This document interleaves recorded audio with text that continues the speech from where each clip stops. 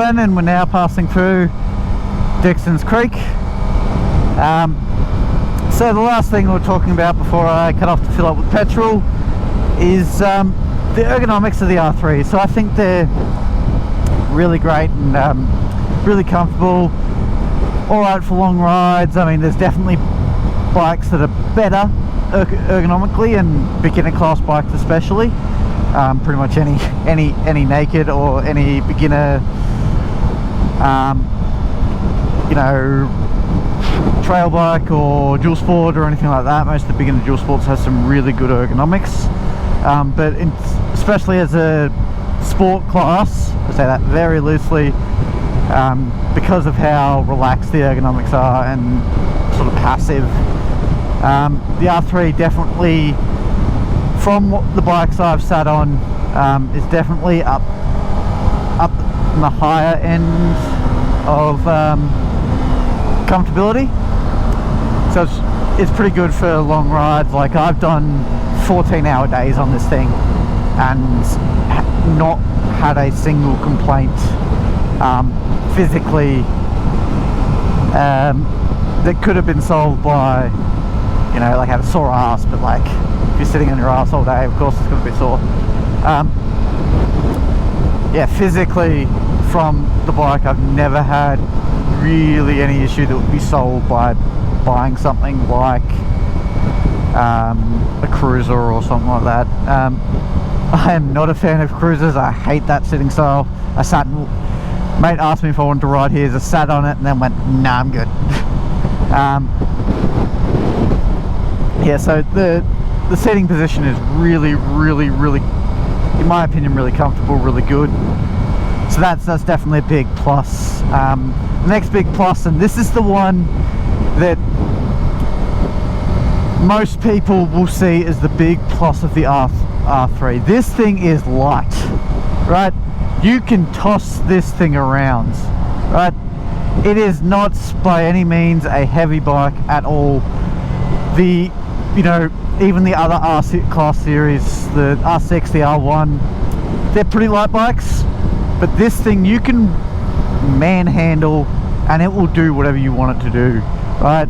You can force it to go the way that you want to, which is, for a beginner who really can't rely on sort of working with the bike as much as someone a bit more experienced, that is, you know, that sort of flexibility with your bike is going to be an absolute godsend. This guy's going pretty slow. I wasn't in low enough gear to try that overtake. Yeah. You can manhandle this thing in the twisties. You can, you know, it struggles a little with power, and I'll get to the power in a bit. But this thing is so nimble, you can just do whatever you want with it and you will be fine. It will go where you want it to go. You have so much stability, it is crazy. But I'm not the biggest guy on the planet, so this is why I really like a light, nimble bike. And I'll get more onto that in a little bit.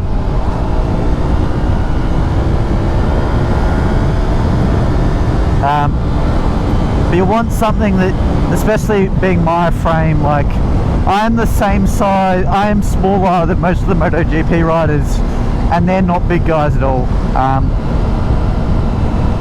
You know, I am sub 70 kilos, sub 180 centimeters, so sub 6 foot. I am tall, I am short. So that this bike, the seat height, everything, the fact that I can whip it around, you can see I'm basically taking these bends with absolutely no effort. Yeah, so it is a light weapon. I think it is a great bike. I've taken, not this R3, I've ridden an R3 at the track, and that was just I had more fun on that than I did the R1. Part of that was because that was when I was still, you know, in my first year of riding. I probably didn't ride as much as I have any other year, mainly because I got more people to ride with now, more confidence to go out by myself, and a bike I enjoy a lot more than my first bike, which my first bike, like, I enjoyed, and it was good for the purpose that it was built for, but yeah, it just wasn't big enough for me, so it was an XT250. But yeah, so this thing is so maneuverable, it is insane. Yeah. What else should I talk about with the R3 before I get on to some of the not so great things about it? Talked about the aftermarket availability, talked about posture, talked about now this is probably the one thing, and any beginner bike you have the same troubles, is lack of power, right? This thing is not going to, like you see, like just before, I struggled overtaking that car on an R6, an R1, even an MT-07, a Tenere even. I would have passed that car, no trouble. While, you know, you saw that I had to really think about how I was going to pass him, and had to pick my gears, pick my timing really well. I picked a time where the small frame of this would work really, really, really strongly to my advantage, and that's the big thing that with bikes like this you really have to do. But it does teach you to take advantage of the little things, right? It teaches you to plan and to make sure that you're braking at the right time, you're not over braking, it teaches you to control the bike. And I think that's the really important thing about a beginner bike, is to teach you the fundamentals of riding, and then when you're ready, go to a bigger bike. Now, here's where I'll get really contentious with a lot of people. I probably, more so now because of it being discontinued, but won't upgrade to an R6 or even an R7 anytime soon, and there's a couple of reasons behind that. The big reason is because this bike's fucking fun. I don't see a reason in terms of speed, power or anything like that, as much as I do talk about the fact that it's a bit underpowered. I don't miss the power anywhere but the highway, trying to overtake other vehicles, right? So there's the big reason. I'm not super, I'm going to replace it the second I get off my restricted license in Australia. The other reason is I want to get something like a Tenere, so I had an XT250, but it wasn't super great at either thing, so either the track or the the dirt roads or the highways. The Tenere, I want to start doing some big trips like what we're doing now, but through some proper high country trails and things like that, and eventually do the Simpsons. So that's why one of the reasons I'm not going to.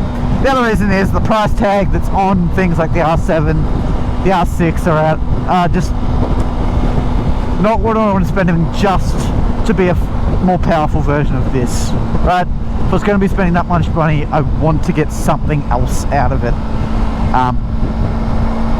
Yeah, so I'll keep this when I buy the Tenere, because it'll be my commuter bike, it'll be my, single day trip rides, like go out to the Reefton Spur, and we're just doing the Reefton Spur. But I'll have the Tenere, set it up for some proper adventure bike riding, and start upskilling in that, and eventually, way down the track, upgrade this to a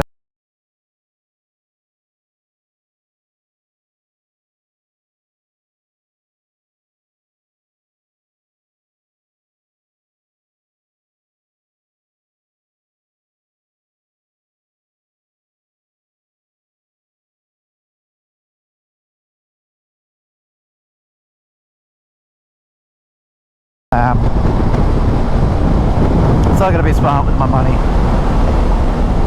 Yeah, but that's pretty much all I wanted to talk about the R3. So what I might do is I'll end the video here in terms of talking about the R3. It might go for a little bit longer because I'll record at some key intervals of the trip up to Dedarang. But thanks for watching. I will say goodbye for now, and there'll be another video of the rest of this trip coming up, probably about a week after this one. So we're just pulling into Mansfield now.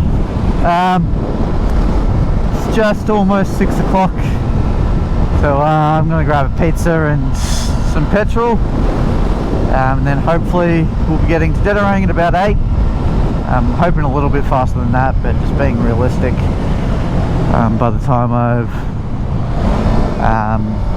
had some food, filled up with petrol again, probably could make it, but I don't know, other than the petrol station in Glenrowan, I don't know too many petrol stations out this, where too many petrol stations are any further north. So I want to hedge my bets and get some petrol while I'm here. But yeah, we're in the lovely regional town of Mansfield at the moment. Just pulled in. There's quite a few bikes out in a town called Yark when I was going through. Oh, they've done some refurbishments. Yeah, I haven't been out here because of COVID for a little while. So yeah, we're just gonna pull around, grab some pizza, get some petrol, get on our way. Alright, thanks for watching, guys. As you'll see, I've overlaid my little kind of approach to the Dedarang Hotel. I actually arrived a lot later than I expected. I ended up arriving just before 9 o'clock rather than 8 o'clock. But I arrived safely before sunset, so no complaints there. I've also overlaid the map of the route that I followed that day. Thanks for watching, guys. Please like and subscribe if you enjoyed the video for more content like this.